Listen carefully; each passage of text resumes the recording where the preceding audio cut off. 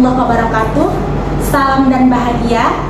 Perkenalkan, saya Agustina Sariwahyuni, SPD MPD, calon guru penggerak angkatan 9, SMA Negeri 1 Tebing Tinggi, Kota Tebing Tinggi, Provinsi Sumatera Utara. Bersama rekan sejawat saya. Perkenalkan, nama saya Hairunisa Siregar, SPD MPD, guru mata pelajaran biologi SMA Negeri 1 Tebing Tinggi. Pada saat ini, kami akan melakukan coaching untuk supervisi akademik, di mana pada tahap 1 atau tahap awal observasi ini adalah melakukan kegiatan pra-observasi. Adapun tujuan kegiatan pra-observasi ini adalah untuk mengetahui sejauh mana persiapan dari observer atau guru pada pembelajaran yang akan dilaksanakan, meliputi tujuan pembelajaran, hal-hal yang ingin dikembangkan, dan strategi yang digunakan dalam pencapaian tujuan pembelajaran. Baiklah, Bu Nisa, kita langsung saja ya Bu ke percakapan coachingnya. Assalamualaikum Bu Nisa. Waalaikumsalam Bu Yuni. Apa kabarnya nih Bu Nisa? Alhamdulillah baik Bu Yuni. Baiklah Bu Nisa, syukurlah kita diberikan rahmat kesehatan oleh Allah SWT untuk melakukan kegiatan supervisi akademik di salah satu kelas yang Bu Nisa ampuh ya. Jadi, adapun tujuan observasi ini namanya kegiatan pra-observasi Bu, di mana saya sebagai supervisor dan Bu Nisa sebagai observernya. Jadi kita langsung saja Bu Nisa ke pertanyaan pertama. Baik Bu. Apa tujuan pembelajaran pada saat proses supervisi Bu Nisa nanti? Ya, terima kasih Bu Yuni. Jadi dalam proses supervisi nanti ada dua tujuan pembelajaran yang ingin dicapai. Yang pertama, diharapkan peserta didik itu mampu untuk mengidentifikasikan keanekaragaman tingkat genetik, tingkat spesies, dan tingkat ekosistem. Yang kedua, diharapkan peserta didik mampu untuk mendeskripsikan keanekaragaman hayati yang ada di Indonesia, manfaat dan peranannya. Begitu ya Bu ya, baik Bu. Jadi ada tujuan pembelajaran Bu Nisa. Yang pertama yaitu peserta didik dapat mengidentifikasi keanekaragaman tingkat genetik, tingkat spesies, dan tingkat ekosistem. Lalu peserta didik dapat mendeskripsikan keanekaragaman hayati di Indonesia beserta fungsi dan manfaatnya. Baik ya Bu Nisa, kita langsung ke pertanyaan kedua. Dari proses pembelajaran nanti, aspek apa nih yang ingin Bu Nisa kembangkan? Ya, dalam pembelajaran nanti saya ingin mengembangkan di dua aspek ya Bu. Yang pertama itu aspek pengetahuan kognitif, yang pastinya di aspek pengetahuan saya ingin mengetahui sejauh mana peserta didik dapat mendeskripsikan keanekaragaman tingkat genetik tadi, membedakan keanekaragaman tingkat gen, tingkat spesies, dan ekosistem. Kemudian di aspek sikap saya ingin mengetahui si peserta didik nanti diharapkan mampu memiliki kesadaran diri dalam belajar, sehingga dia mempunyai paham dengan cara membangun rasa ingin tahunya terhadap diri dia sendiri dan sudut pandang orang lain terhadap dirinya, sehingga harapan kita dia juga akan lebih mengenal dirinya, sehingga juga akan lebih mengenal orang lain. Seperti itu. Mantap sekali ya Bu Nisa, berarti ada dua aspek pengembangan yang Bu Nisa fokuskan, yaitu aspek pengetahuan dan aspek sikapnya ya Bu ya. Pertanyaan berikutnya Bu, strategi apa yang Ibu gunakan dalam proses pembelajaran? Dalam proses pembelajaran nanti saya akan menerapkan model pembelajaran inquiry learning, juga pembelajaran terdiferensiasi dengan mengelompokkan siswa ke dalam 3 kelompok gaya belajarnya, yaitu gaya belajar auditori, kinestetik, dan visual. Nanti di kelompok auditori saya akan memberikan rekaman suara atau video pembelajaran terkait materi pembelajaran. Untuk kelompok visual nanti akan diberikan konsep materi, peta konsep, kemudian gambar tentang keanekaragaman hayati. Kemudian untuk mengakomodir siswa kinestetik, saya akan memberikan puzzle. Nanti mereka akan menyambungkan puzzlenya sehingga menjadi satu gambar yang utuh. Masya Allah, luar biasa sekali Bu Nisa. Jadi Bu Nisa nanti strateginya dengan menggunakan inquiry learning, berarti ada 6 sintaks nanti. Kemudian Bu Nisa juga menggunakan pembelajaran berdiferensiasi, di mana Bu Nisa pemetaannya berdasarkan profil atau gaya belajar siswa. Jadi ada yang kelompok kinestetik, ada kelompok auditori dan visual. Oke Bu Nisa, berikutnya media apa yang akan Bu Nisa gunakan dalam pembelajaran? Ya, kalau seperti yang saya bilang tadi, untuk mengakomodir pembelajaran berdiferensiasi tadi, untuk anak-anak yang auditori, mereka akan saya record audionya, kemudian video pembelajaran terkait materi. Kemudian untuk anak-anak visual diberikan gambar mind map terkait keanekaragaman hayati, juga puzzle itu juga puzzle gambar keanekaragaman hayati, nanti mereka bisa membedakan di tingkat gen, spesies, dan ekosistem. Karena harus duduk dulu nih materinya ya kan, paham mereka gen, spesies, dan ekosistem itu. Juga saya akan siapkan PowerPoint terkait keanekaragaman hayati, laptop, dan infocus seperti biasa untuk penjelasan lebih lanjut. Cuma kadang-kadang kalau pakai infocus ini khawatir mati lampu gitu ya Bu ya. Mudah-mudahan lancar nanti waktu supervisi ya Bu. Amin, amin Bu Nisa. Oke Bu Nisa, ini dengan rencana atau plan yang Bu Nisa buat, saya aja udah merasa antusias dan merasa optimis nih Bu Nisa.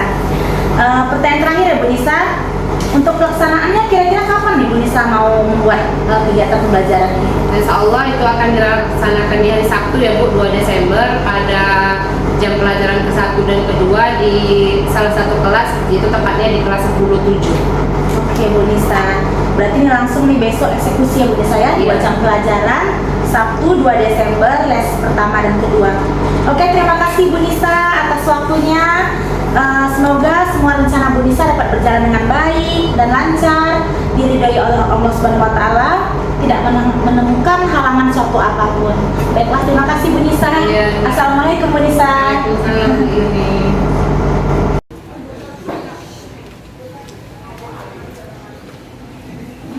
Assalamualaikum, selamat pagi.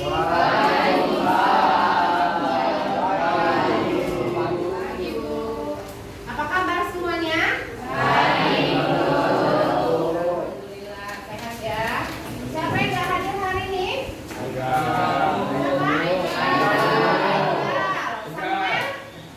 Bagian apa Samuel? Sakit. Semoga yang sakit segera sembuh ya dan tidak sehat selalu. Oke, silakan ketua kelas Angga siapkan teman-temannya. Semuanya berdiri. Sebelum kita memulai pelajaran kita, alangkah baiknya kita berdoa menurut. Berdoa mulai.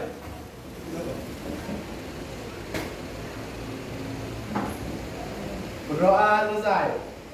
Kepada Ibu Gurita, beri hormat. Selamat pagi, silakan duduk semuanya. Ya kan materi kita. Sini Ibu mau tahu nanti, bisakah kalian membedakan keanekaragaman hayati tingkat gen, tingkat spesies, dan tingkat ekosistem? Oke, sebelum memulai pelajaran, biar lebih semangat lagi, kita ice breaking dulu ya. Oke, jadi sebelum kita mulai pelajaran, biar lebih semangat lagi, kita ice breaking dulu ya. Ikuti gerakan dan suaranya. Oke, 1, 2, 3. Tangan ke atas menggapai bintang, tangan ke samping burung yang terbang, tangan ke depan ikan berenang, duduk yang rapi siap berdoa, putar tangan diputar, gulung-gulung tangan digulung, ular melingkar di pagar bundar, kanan kiri atas bawah siap berdoa, satu jari kanan satu jari kiri ku gabung menjadi dua, ku buat jembatan panjang, dua jari kanan dua jari kiri ku gabung menjadi empat, ku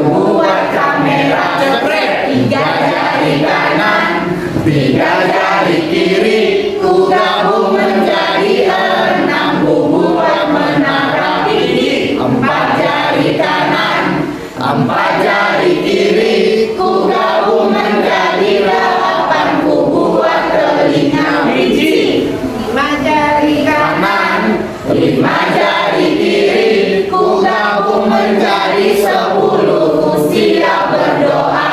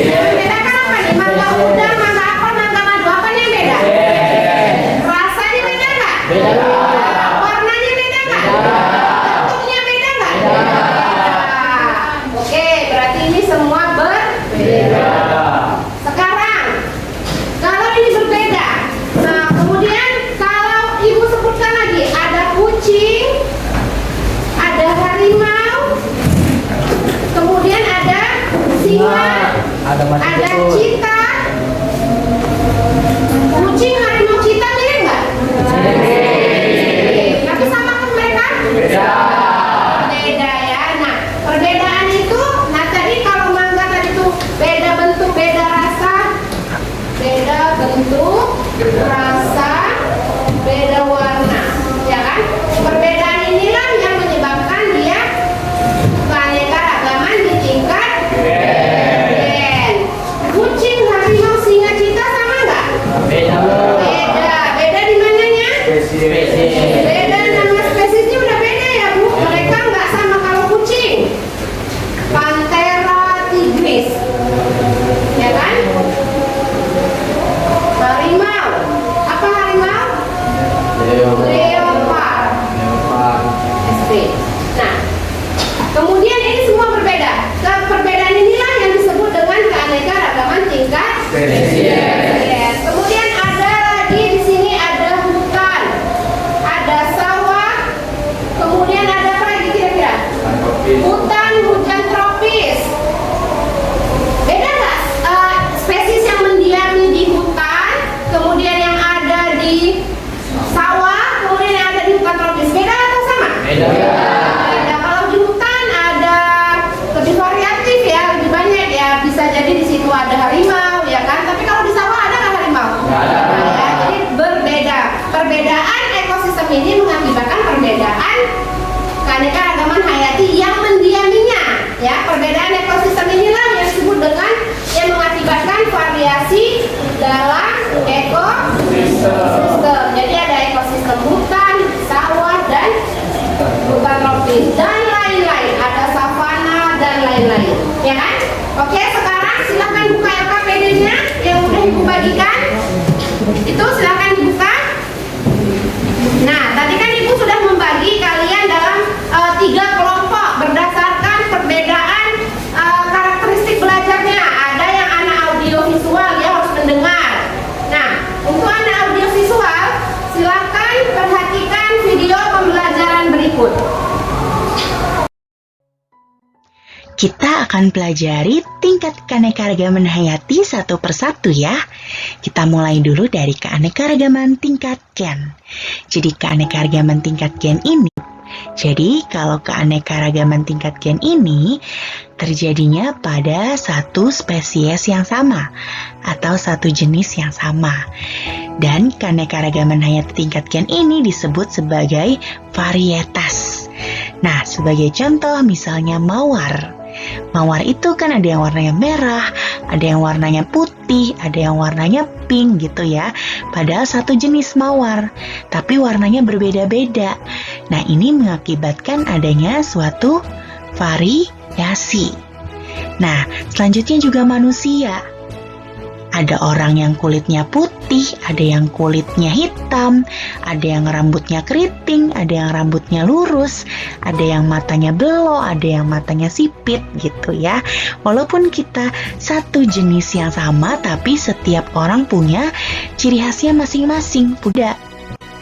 Kamu selanjutnya juga kucing. Kucing kan ada kucing hutan, ada kucing rumahan, ada kucing anggora gitu macem-macem ya. Warna bulunya juga berbeda-beda, bentuknya. Selanjutnya, keanekaragaman hidup dalam genus atau famili yang sama. Jadi, walaupun mereka berbeda macam tutul, berbeda pohon kelapa, spesiesnya berbeda, lengkuas, jahe, kunyit, keanekaragaman tingkat keadaan iklim, tas cahaya, dan fauna yang menempati dan ekosistem perairan sangat berbeda. Oke, jadi sekarang silakan kerjakan LKPD yang sudah Ibu bagikan. Di situ Ibu kasih puzzle kan untuk mengakomodir anak-anak yang lebih suka bergerak. Nah, sekarang Ibu pemahaman materinya Ibu uji nih.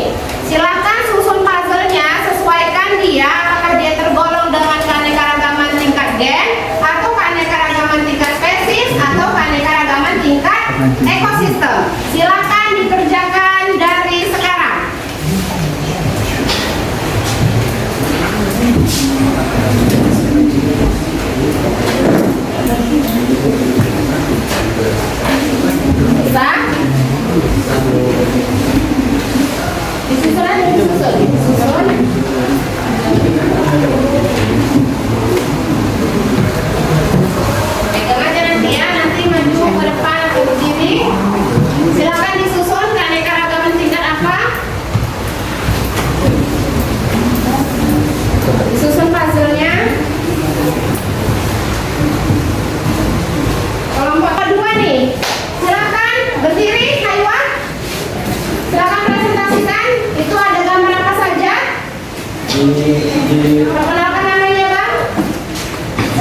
nama saya Iwan Said dari kelas 10 Ya. Di sini dari KPDB saya telah menyusun program yaitu keanekaragaman tidak spesies ada 4 gambar. Tidak spesies ada 4 gambar apa saja?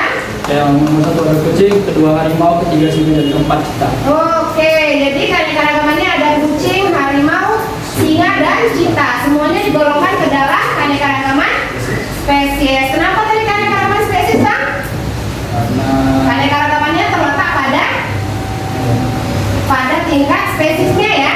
Iya, pada tingkat spesiesnya. Jadi mereka ini punya kesamaan ini. Sama-sama apa kira-kira? Kucing, harimau, cita. Dari segi makanannya? Makan apa dia? Makan beras atau makan? Makan apa, Bang? Makan apa dong? Makan daging. Jadi mereka semua tergolong ke dalam karnivora. Jadi ada pasti dalam keanekaragaman tingkat spesies ada yang menghubungkan mereka itu sama-sama dalam genusnya, tapi tingkat spesiesnya itu berbeda. Oke, terima kasih Haiwa sudah mempresentasikan ya. Tepuk tangan untuk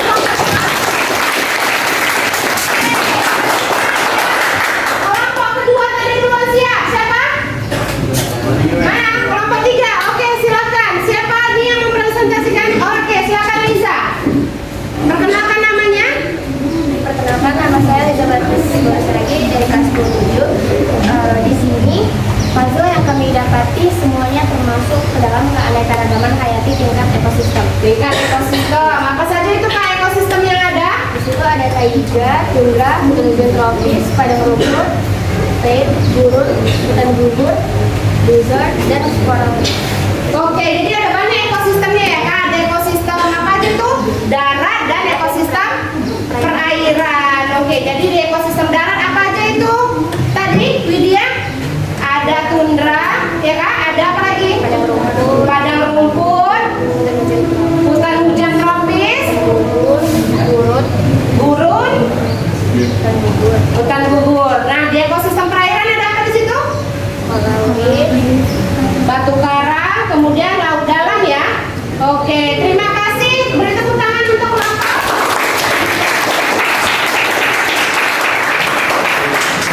Puzzle yang mereka dapat adalah puzzle yang menunjukkan keanekaragaman tingkat ekosistem. Oke, selanjutnya kelompok 1 silakan untuk mempresentasikan puzzle-nya.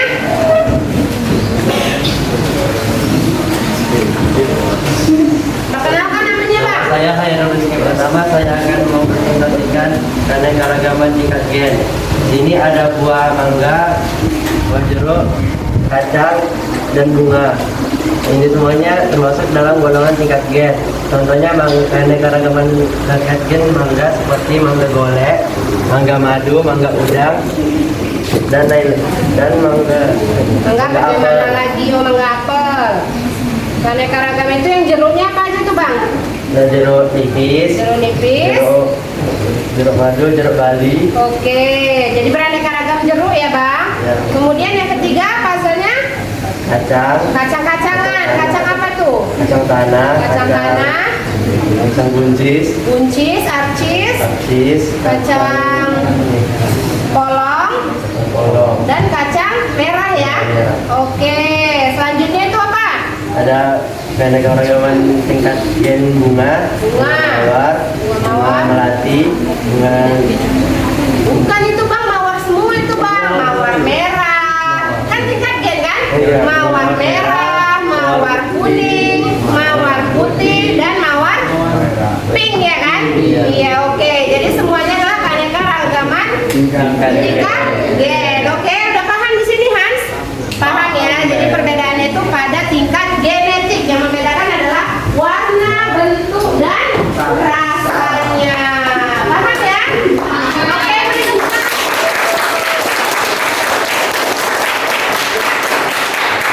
Nah, hari ini kita sudah belajar ya keanekaragaman hayati. Sangat banyak keanekaragaman hayati di dunia, khususnya di Indonesia. Jadi sangat banyak dan upaya penyebarannya. Jadi sangat banyak beraneka ragamnya keanekaragaman hayati ini menunjukkan bahwa kita ini sangat kecil ya kan, bahwa Tuhan itu sangat hebat, Allah itu maha kuasa sehingga bisa menciptakan berbagai jenis hewan dan tumbuhan yang ada di sekitar kita. Bagaimana pembelajaran hari ini anak-anak? Seru ya, menyenangkan? Oke,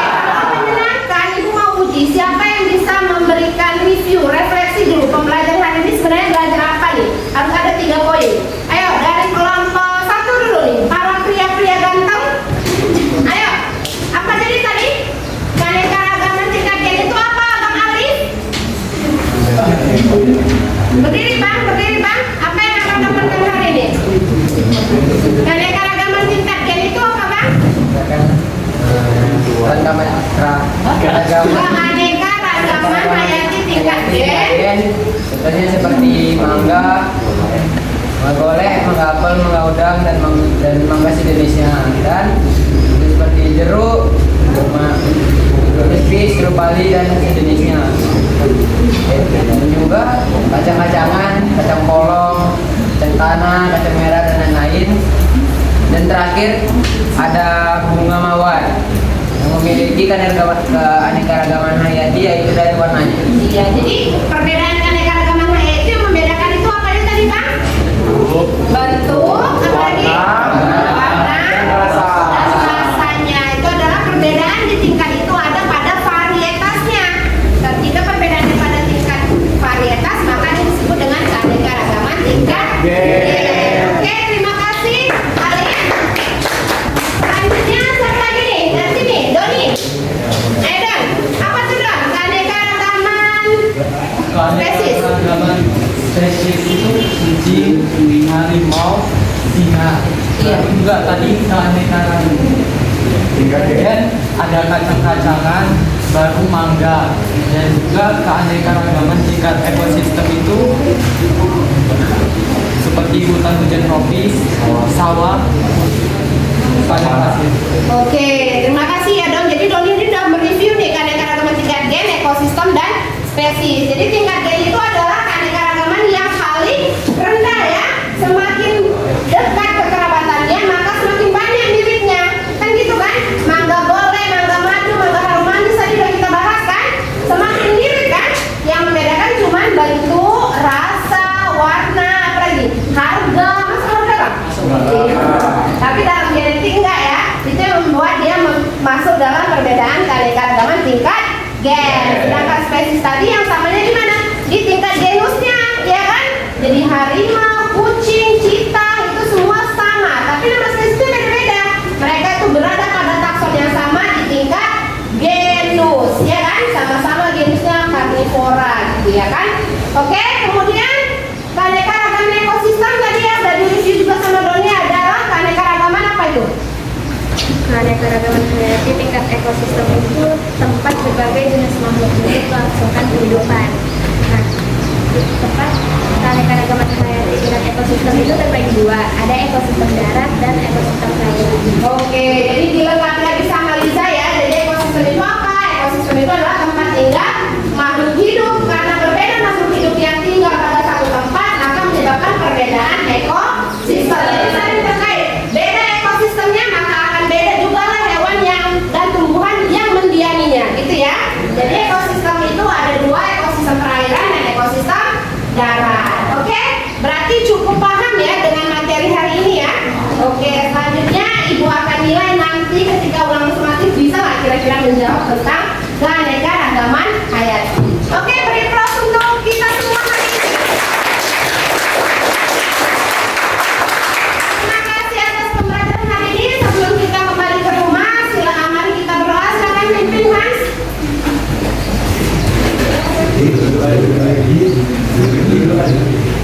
Berdiri sayangku. Berdiri.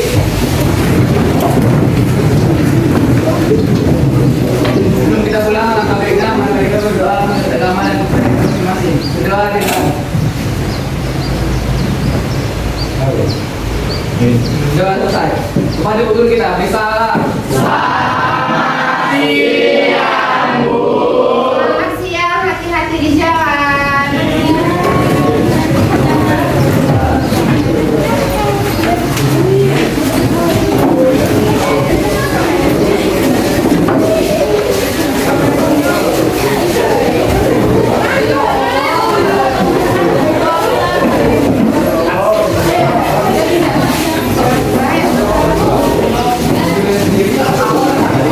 Assalamualaikum warahmatullahi wabarakatuh.